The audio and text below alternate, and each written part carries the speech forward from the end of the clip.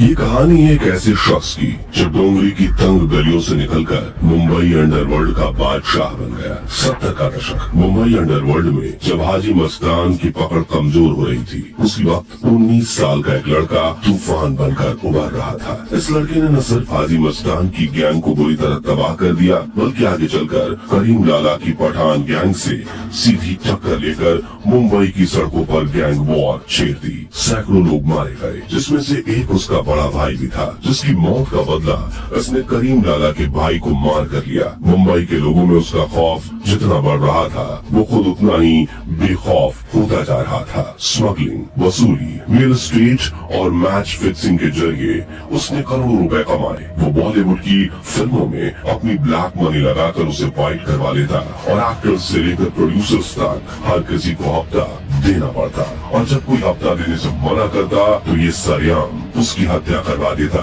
जैसा कि इसने संगीतकार गुलशन कुमार को दिन दहाड़े मरवा दिया था। उसने अनीता आयूब और मंदाकिनी जैसी खूबसूरत अदाकारों को अपने प्यार या डर के जाल में फंसाया और अपने आतंकवाद का साम्राज्य पूरी दुनिया में फैला दिया। और जब मुंबई पुलिस ने उसके खिलाफ बड़ी एक्शन ली तो वो पाकिस्तान भाग गया और वहाँ से उसने 1993 के मुंबई ब्लास्ट करवाए, जिसमें 250 से ज्यादा लोग मारे गए। आज उस शख्स को भारत, अमेरिका समेत दुनिया के कई देशों की जांच एजेंसियां ढूंढ रही हैं, लेकिन वो कहाँ है कोई नहीं जानता। ये कहानी है मुंबई के अंडरवर्ल्ड के सबसे खूंखार डॉन दाऊद इब्राहिम कास्कर की, जो एक पुलिस कांस्टेबल का बेटा था, लेकिन छोटी मोटी चोरियों से शुरुआत करके डी कंपनी का सरगना और मुंबई अंडरवर्ल्ड का बेताज बादशाह बन गया। साल था 1955। मुंबई की तंग गलियों वाला एक इलाका डोंगरी, जहाँ दिन में भी सूरज की रोशनी मुश्किल से नीचे पहुँचती थी। वो डोंगरी जहाँ उस वक्त हाजी मस्तान, करीम लाला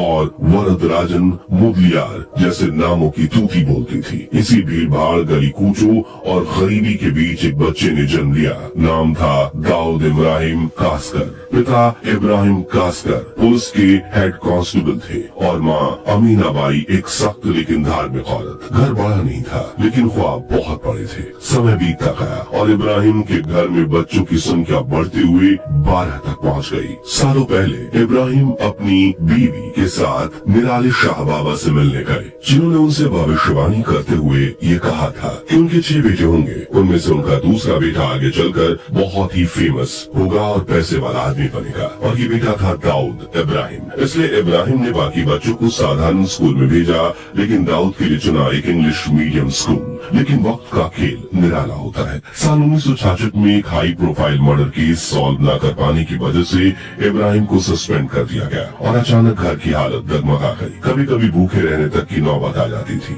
इसी दौर में दाऊद की पढ़ाई छूट गई और शुरू हुई उसकी असली कहानी। डोंगरी की गलियों में उसका मेल जोल कुछ ऐसे लड़कों से हुआ जो चोरी और ठगी करते थे। 14 साल की उम्र में दाऊद ने पहली बार चोरी की और पकड़ा गया। पिता ने पुलिस बेल्ट से पिटाई की पर कुछ असर न हुआ। धीरे धीरे चोरी से लेकर ठगी, फिर गुंडागर्दी तक दाऊद हर हद पार करता गया। मेहता मार्केट में उसने अपने दोस्त के साथ एक दुकान खोली, जहां विदेशी घड़ियों के नाम पर लोगों को ठगने का धंधा चलता था। नाम बढ़ा, घर फैला और दाऊद बना डोंगरी का बदनाम छोकरा। कुछ वक्त बाद वो बाशु दादा नाम के लोकल डॉन के गिरोह में शामिल हुआ, लेकिन ताकत मिलते ही उसी से टकरा गया। बाशु ने एक दिन उसके पिता और भाई शब्बीर को खुलेआम अपमान किया और उसी दिन दाऊद ने कसम खाई कि अब डर नहीं, सिर्फ बदला। उसने बाशु दादा को रास्ते से हटाया और खुद डोंगरी का नया गैंग बन बैठा। अब वो छोटा मोटा गुंडा नहीं रहा, बल्कि उसने अंडरवर्ल्ड में कदम रख लिया था। 1970 के दशक में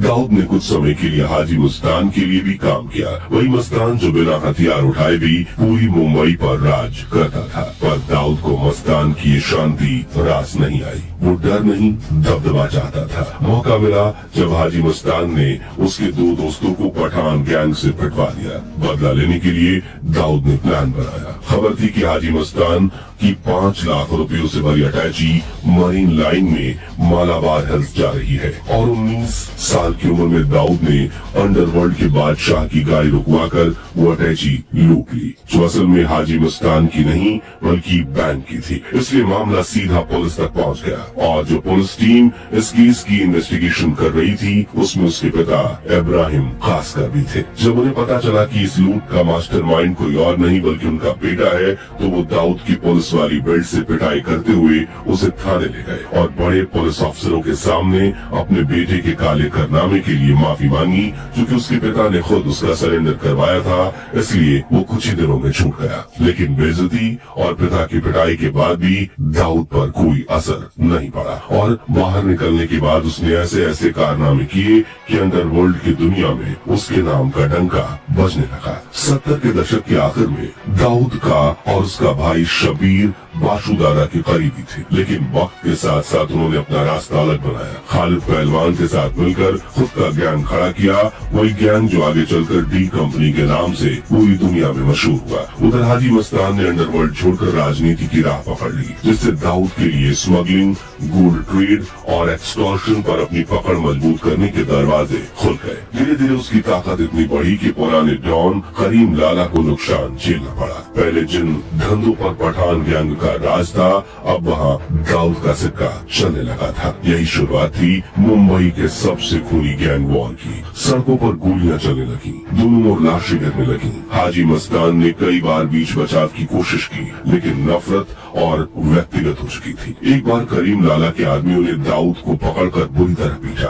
उस दिन उसे सिर्फ चोट नहीं लगी थी, बल्कि अपमान का जख्म भी मिला था, और वही जख्म उसके अंदर बदले की आग बन गई। आने वाले सालों में ये दुश्मनी एक एक कर सब पर भारी पड़ी। 1981 में मनिया सुरवे और पठान गैंग ने उसके भाई शब्बीर की हत्या कर दी। इसके बाद दाऊद का दिमाग सनक गया। उसने पुलिस से हाथ मिला लिया और दुश्मनों की जानकारी देकर उनके गैंग को एक एक करके खत्म करवा दिया। 1982 में मनिया सुरवे एनकाउंटर में मारा गया, बल्कि दाऊद का हिसाब अभी पूरा नहीं हुआ था। 1984 में करीम लाला के भतीजे समद खान को उसने 19 गोलियां दागकर मौत के घाट उतार दिया और 2 साल बाद करीम लाला के भाई अब्दुल रहीम खान को भी मरवा दिया। अब पूरा अंडरवर्ल्ड उसके कब्जे में था। दाऊद ने मुंबई, गुजरात और दमन के तटों से इलेक्ट्रॉनिक गुड्स, ड्रग्स और गोल्ड स्मगलिंग पर कब्जा जमा लिया और इसी से उसने करोड़ों का साम्राज्य खड़ा कर लिया। इसी दौरान उसने मुंबई की एक लड़की जुबैना जरीन से शादी की और अंडरवर्ल्ड से निकलकर क्रिकेट और बॉलीवुड तक अपनी पहुंच बना ली। इसी दौरान दाऊद इब्राहिम का नाम कई बॉलीवुड हसीनाओं के साथ भी जुड़ा।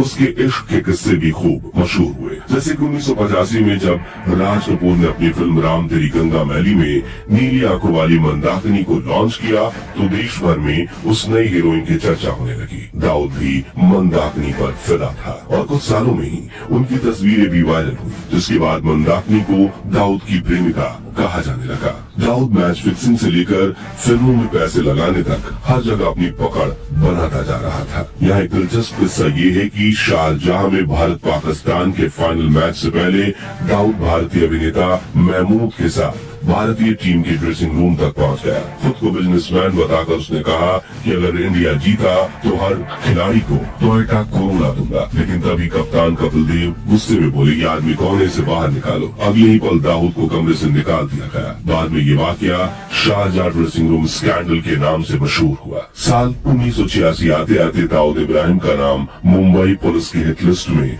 सबसे ऊपर पहुंच चुका था। उसके खिलाफ मर्डर, स्मगलिंग, वसूली, एक्सटॉर्शन जैसे दर्जनों केस दर्ज थे। मुंबई के पुलिस कमिश्नर PS सोमेन ने उसके खिलाफ फौरन वारंट जारी किया और शहर के हर कोने में उसके ठिकानों पर रेड मारनी शुरू की। लेकिन तब तक देर हो चुकी थी, क्योंकि पुलिस डिपार्टमेंट के अंदर ही किसी ने खबर लीक कर दी थी। दाऊद अपने परिवार और कुछ भरोसेमंद लोगों को लेकर उस रात भारत छोड़कर दुबई भाग गया। दुबई से उसने अपने गैंग को और मजबूत बनाया और वो सिर्फ मुंबई नहीं बल्कि पाकिस्तान, नेपाल और खाड़ी देशों में भी अपने नेटवर्क फैला चुका था। वहीं से डी कंपनी का हर ऑपरेशन कंट्रोल होता था। मुंबई में उसके लिए छोटा राजन, छोटा शकील और शरद शेट्टी जैसे लोग काम करते थे। उस वक्त छोटा राजन उसका दायां हाथ माना जाता था। दाऊद ऑर्डर देता और छोटा राजन बिना सवाल किए काम अंजाम देता। लेकिन साल 1992 में एक ऐसा हादसा हुआ जिसने सब कुछ बदल दिया। दिसंबर में बाबरी मस्जिद विध्वंस के बाद पूरे देश में दंगे भड़क उठे। मुंबई में सैकड़ों लोग मारे गए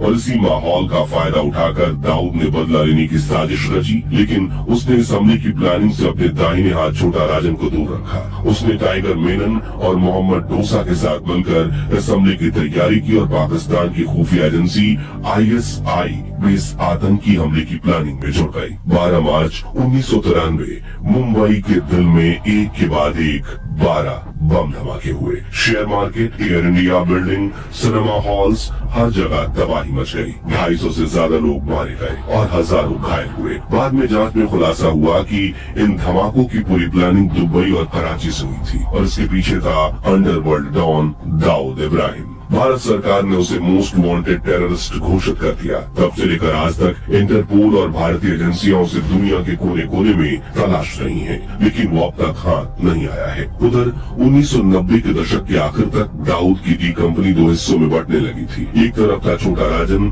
जिसने खुद को अलग दिखाना शुरू किया, और दूसरी तरफ छोटा शकील, जो दाऊद के और करीब आता जा रहा था। शरद सेट्टी और छोटा शकील दाऊद के कान भरते थे। राजन अब भरोसेमंद नहीं रहा। धीरे धीरे शक बढ़ा और रिश्ते जहर बन गए। साल 1998 में छोटा राजन ने दाऊद पर हमला करवाया, लेकिन वो बच निकला। फिर 1999 में जब छोटा राजन बैंकॉक में था तो दाऊद के लोगों ने उस पर हमला कराया। गोलियों की बरसात में राजन किसी तरह खिड़की से कूदकर बच निकला, लेकिन उस दिन से दोनों के बीच हमेशा के लिए जंग शुरू हो गई। ये कंपनी अब दो हिस्सों में बढ़ चुकी थी। एक तरफ दाऊद, जो पाकिस्तान में अपने आतंकी नेटवर्क को चला रहा था, और दूसरी तरफ छोटा राजन, जो भारत की एजेंसियों के साथ मिलकर उसी नेटवर्क को तोड़ने में लगा था। कभी एक दूसरे के लिए मरने को तैयार ये दोनों अब एक दूसरे के पतन की वजह बन गए थे। देखते ही देखते मुंबई पुलिस ने डी कंपनी और बाकी गैंग्स का सफाया करके मुंबई से अंडरवर्ल्ड की जड़ें उखाड़ दी थी। लेकिन इन सब के बीच दाऊद का रहस्य और बढ़ गया। कोई कहता वो कराची में है,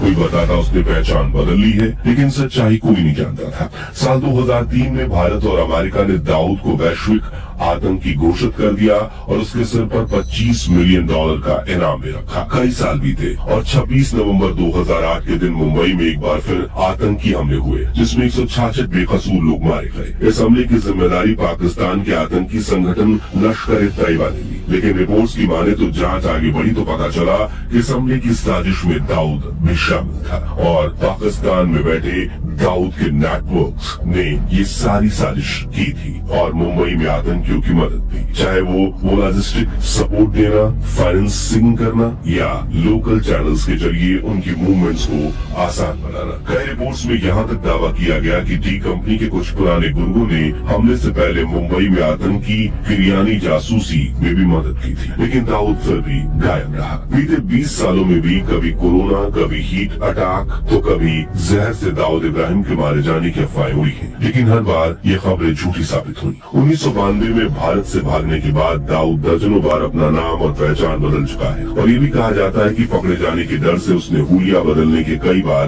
अपने चेहरे पर प्लास्टिक सर्जरी भी करवाई है। यानी इस वक्त हम दाऊद की जो तस्वीरें देखते हैं, शायद अब वो इससे बिल्कुल अलग दिखता हो और इसी दुनिया में आम इंसानों के बीच साधारण इंसान बनकर घूम रहा होगा। हालांकि रिपोर्ट्स की माने तो भारत सरकार और रॉ दाऊद को पकड़ने और मारने की करीब 6 बार कोशिशें कर चुकी हैं। इसके अलावा दुनिया भर की कई देशों की एजेंसियों और अंडरवर्ल्ड के डॉन दाऊद को मारने की कोशिश कर चुके हैं, लेकिन वो हर बार बच निकलता है और आज दाऊद की उम्र करीब 70 साल है।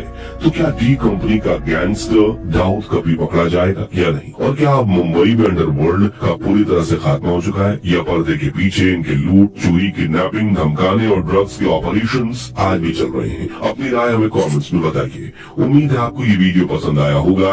अगर हाँ तो इसे लाइक और शेयर करके 15,000 लाइक्स जरूर करवा दीजिए, और ऐसे ही रोचक वीडियोस के लिए हमारे चैनल को सब्सक्राइब करके पास वाली घंटी बजाना मत भूलिएगा। जय हिंद, जय भारत।